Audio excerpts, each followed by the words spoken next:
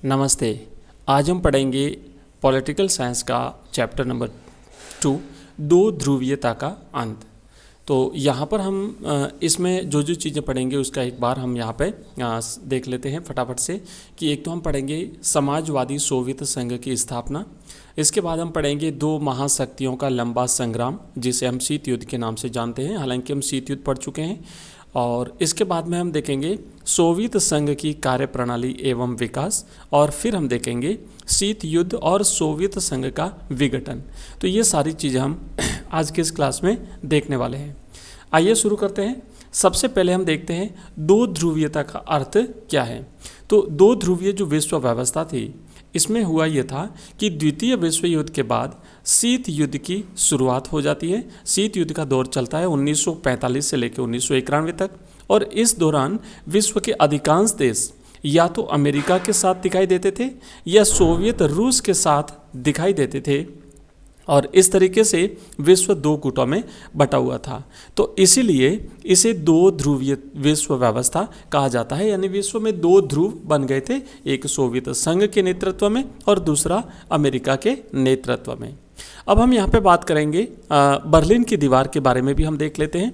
आपको याद होगा कि बर्लिन की जो दीवार थी, ये पूंजीवादी दुनिया और साम्यवादी दुनिया के बीच विभाजन का प्रतीक थी।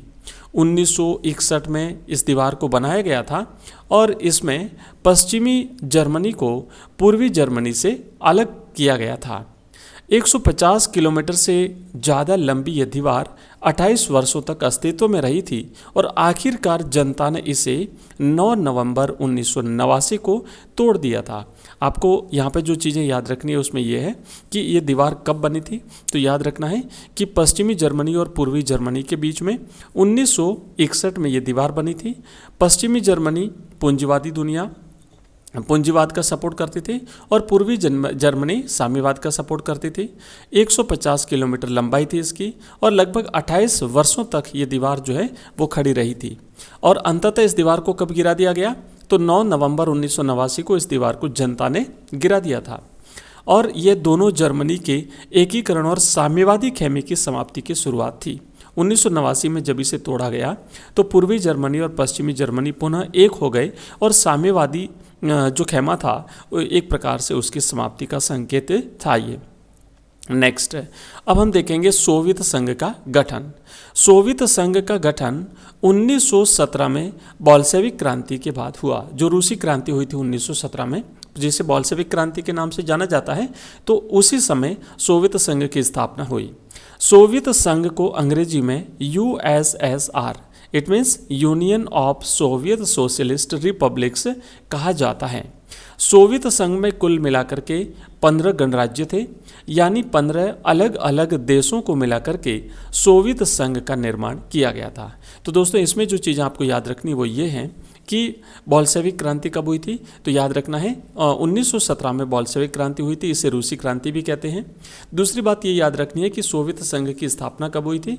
तो 1917 में बोल्शेविक क्रांति के साथ ही सोवियत संघ की स्थापना मानी जाती है, और इसका नाम था USSR, यानी कि union of Soviet socialist Republic. कुल मिलाकर के अगर प्रश्न पूछा जाता है कि इसमें कितने गणराज्य थे, तो आपको याद रखना है कि इसमें कुल 15 गणराज्य शामिल थे, और 15 गणराज्यों को मिलाकर के 1917 में बोल्शेविक क्रांति के साथ ही सोवियत संघ की स्थापना की थी, सोवियत संघ का गठन किया गया था। अब तो हम जब इसकी स्थापना हो गई तो इसकी कार्यप्रणाली क्या थी उस पर हम यहाँ पे चर्चा करेंगे। तो 1917 में जो महान बोल्शेविक क्रांति हुई थी, उसके पश्चात समाजवादी सोवियत गणराज्य यानी कि union of Soviet socialist republics का निर्माण हुआ था। यह क्रांति समाजवाद के आदर्शों पर आधारित थी, जिसका उद्देश्य एक समतामूलक समाज की स्थापना करना था। तो सोवियत संघ की स्थापना इसलिए हुई थी क्योंकि इसका जो आदर्श था वो था समतामूलक समाज की स्थापना करना, यानी ऐसा समाज जिसमें सभी को समान अधिकार प्राप्त होंगे। 1917 में इस महान बोल्शेविक क्रांति की स्थापना समतामूलक समाज के उद्देश्य के साथ हुई थी, और ये जो 1917 में जो बोल्शेविक क्रांति हुई थी, इसमें सोवियत संघ को अंग्रेजी में USSR कहा जाता था। सोवियत संघ में कुल मिलाकर के 15 गणराज्य थे, और 15 गणराज्यों को मिला करके इसकी स्थापना की गई थी। 1917 में जो महान बोल्शेविक क्रांति हुई थी, इसमें जो है वो कुल 15 गणराज्य शामिल थे। अब हम यहाँ पे देखें इसकी कार्यप्रणाली क्या थी, है ना, सोवियत संघ की प्रणाली कैसी थी। तो द्वितीय विश्व युद्ध के दौरान पूर्वी यूरोप के बहुत सारे देशों को सोवियत संघ ने फांसीवाद के चंगुल से मुक्त कराया। द्वितीय विश्व युद्ध के बाद सोवियत संघ के प्रभाव में आए इन देशों की राजनीतिक और सामाजिक आर्थिक व्यवस्था सोवियत प्रणाली के अनुरूप बनाई गई। इन्हें समाजवादी खेमे के देश या दूसरी दुनिया कहा जाता है। इस गुट का नेता समाजवादी सोवियत गणराज्य था और यह देश वार्सा पैक्ट नामक सैनिक संधि से जुड़े हुए थे। 1955 में वार्सा पैक्ट की स्थापना हुई थी। तो दोस्तों, जैसे ही दूसरा विश्व युद्ध समाप्त होता है, उसी के साथ सोवियत जो खेमा था, इसमें 15 राज्यों को मिला करके वार्सा पैक्ट के तहत इनका एक संगठन बनाया गया और इसमें समाजवादी सोवियत गणराज्य की स्थापना की गई थी। सोवियत जो प्रणाली थी, उसमें हम यहाँ पर एक एक चीज़ देखेंगे इसकी विशेषताओं के बारे में, कि सोवियत संघ की अर्थव्यवस्था को एक आदर्श या अनुकरणीय प्रतिमान बनाने वाली कई सारी विशेषताएं थी। उसमें से पहला था, सोवियत संघ की संचार प्रणाली बहुत उन्नत थी। उसके पास विशाल ऊर्जा संसाधन थे, जिसमें खनिज, तेल, लोहा और इस्पात शामिल थे। सोवियत संघ के पास एक व्यापक मशीन उत्पादन तंत्र था। इसके दूर दराज के क्षेत्र भी आवागमन की सुविकसित और एकीकृत प्रणाली के द्वारा आपस में जुड़े हुए थे। नेक्स्ट, तीसरा हम देखेंगे कि सोवियत संघ घरेलू उपभोक्ता उद्योग एक पिन से लेकर सभी चीज़ों का उत्पादन करता था। यद्यपि इसकी गुणवत्ता पश्चिमी देशों के स्तर की नहीं थी, लेकिन सारी चीज़ों का उत्पादन एक ही देश में होता था। सोवियत संघ ने अपने सभी नागरिकों के लिए एक न्यूनतम जीवन स्तर सुनिश्चित कर दिया था। सरकार बुनियादी जरूरत की सभी चीज़ें जैसे स्वास्थ्य सुविधा, शिक्षा, बच्चों की देखभाल और लोक कल्याण की अन्य चीज़ें रियायती दर पर उपलब्ध कराती थी। उसके बाद सोवियत व्यवस्था में बेरोजगारी लगभग न के बराबर थी। संपत्ति पर प्रमुख रूप से राज्य का स्वामित्व था और भूमि और अन्य उत्पादक पर स्वामित्व होने के अलावा नियंत्रण भी राज्य का ही था। सोवियत प्रणाली समाजवाद पर आधारित थी, जहां सभी आर्थिक निर्णय समाज को ध्यान में रखते हुए सरकार के द्वारा लिए जाते थे। इसके बाद में इसकी और विशेषताएं उसमें यह है कि सोवियत प्रणाली में नियोजित अर्थव्यवस्था थी। नियोजित अर्थव्यवस्था का अभिप्राय वर्तमान में उपलब्ध संसाधनों को ध्यान में रखते हुए भविष्य के लिए योजना बनाने से है। और इसके अलावा ये था, जो मिल्कियत का मतलब होता है मालिकाना हक, तो मिल्कियत का प्रमुख रूप राज्य का स्वामित्व था, यानी समस्त प्रकार के संसाधनों पर सरकार का या राज्य का अधिकार था। तो ये हमने देखा यहाँ पे सोवियत संघ की विभिन्न विशेषताओं के बारे में, उसकी कार्यप्रणाली के बारे में। अब हम देखेंगे सोवियत प्रणाली की राजनीतिक विशेषताएं। तो सोवियत संघ में जो प्रमुख पार्टी थी वो थी कम्युनिस्ट पार्टी। सोवियत संघ में केवल एक पार्टी यानी कम्युनिस्ट पार्टी का दबदबा था, जो साम्यवादी शासन प्रणाली के आधार पर एक छत्र शासन करती थी। दूसरी किसी पार्टी का अस्तित्व नहीं था। सोवियत संघ में केवल एक ही पार्टी का दबदबा था और इसमें किसी अन्य राजनीतिक दल या विपक्ष के लिए कोई भी जगह नहीं थी। निजी संपत्ति की संस्था को समाप्त करने और पूंजीवाद एवं व्यापार का विरोध इसमें किया गया था। और सोवियत राजनीतिक प्रणाली समाजवादी व्यवस्था पर आधारित थी, जहां समाज में संतुलन बनाए रखा जाता था।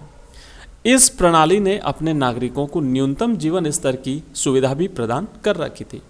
अब हम बात करेंगे सोवियत संघ के इतिहास के बारे में। जोसेफ स्टालिन की भूमिका 1924 से लेकर के 1953। इन्होंने 1924 से 1953 तक सोवियत संघ का नेतृत्व किया था और इन्होंने सोवियत संघ के विकास में महत्वपूर्ण भूमिका निभाई थी। इन्हीं के कार्यकाल में सोवियत संघ और ज़्यादा मजबूत हुआ था। इनके द्वारा किए गए कार्य, इन्होंने उद्योगों को बढ़ावा दिया। इसके बाद द्वितीय विश्व युद्ध में इन्होंने जीत दिलाई। खेती का बलपूर्वक सामूहिकरण किया गया। और अब हम देखेंगे सोवियत संघ की जो प्रणाली थी उसके दोष क्या थे, क्योंकि किसी भी व्यवस्था में गुणों के साथ, उसकी विशेषताओं के साथ कुछ न कुछ दोष अवश्य होते हैं। तो यहाँ पर बात ये थी कि सबसे नौकरशाही जो वो सबसे ज़्यादा प्रभावशाली थी। लोकतंत्र और अभिव्यक्ति की आज़ादी यहाँ पे नहीं थी लोगों को। एक दल का प्रभुत्व था। सोवियत संघ में सभी संस्थाओं में सुधार की आवश्यकता थी। इसमें जो 15 गणराज्य थे उसमें केवल रूस जो था उसी का प्रभुत्व था, बाकी गणराज्यों को इतना उनका प्रभाव नहीं था, और कुल मिलाकर के इसमें 15 गणराज्य थे।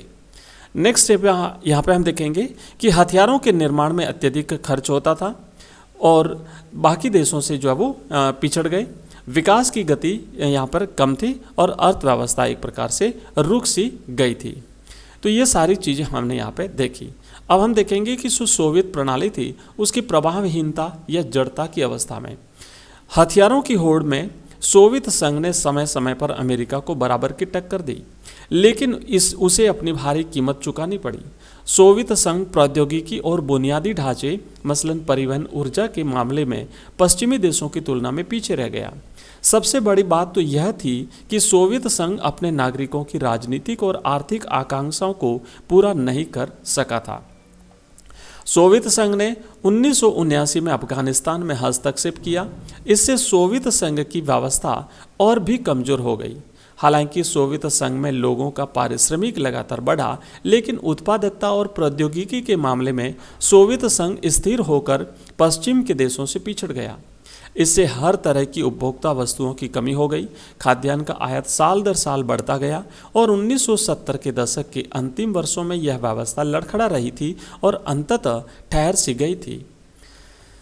अब हम बात करेंगे मिखाइल गोर्बाचोव और सोवियत संघ का विघटन। 1980 के दशक के आरंभ में सोवियत ठहराव की स्थिति में था। यही वह समय था जब मिखाइल गोर्बाचोव ने 1985 में साम्यवादी दल की कमान संभाली थी। पश्चिम के देशों में सूचना और तकनीकी के क्षेत्र में क्रांति हो रही थी, अतः उनकी बराबरी के लिए सोवियत संघ में सुधार की आवश्यकता थी। ऐसे कठिन समय में गोर्बाचोव ने पश्चिमी देशों के साथ संबंधों को सामान्य बनाने और सोवियत प्रणाली को लोकतांत्रिक बनाने के लिए कुछ सुधार किए और ये प्रणाली लागू करने जैसे पुनर्रचना, खुलापन और अर्थव्यवस्था में सुधारों पर इन्होंने बल दिया था। जब पूर्वी यूरोप में साम्यवादी शासन का एक के बाद एक पतन होने लगा और सोवियत संघ ने कोई हस्तक्षेप नहीं किया, परंतु पूर्वी यूरोप के देशों में साम्यवादी शासन के पतन का प्रभाव सोवियत संघ के अंदरूनी मामलों पर पड़ा, जिसकी परिणति उसके विघटन के रूप में हुई। बाल्टिक गणराज्य, जिसमें लिथुआनिया, एस्टोनिया और लातविया, इन्होंने अपनी स्वतंत्रता की घोषणा कर दी और गोर्बाचोव ने इन गणराज्यों को सोवियत संघ से अलग होने की मान्यता प्रदान कर दी। इस प्रकार अनेक सोवियत गणराज्य संप्रभु राज्य बन गए और सोवियत संघ का विघटन होने लगा। सोवियत साम्यवादी दल को प्रतिबंधित कर दिया गया।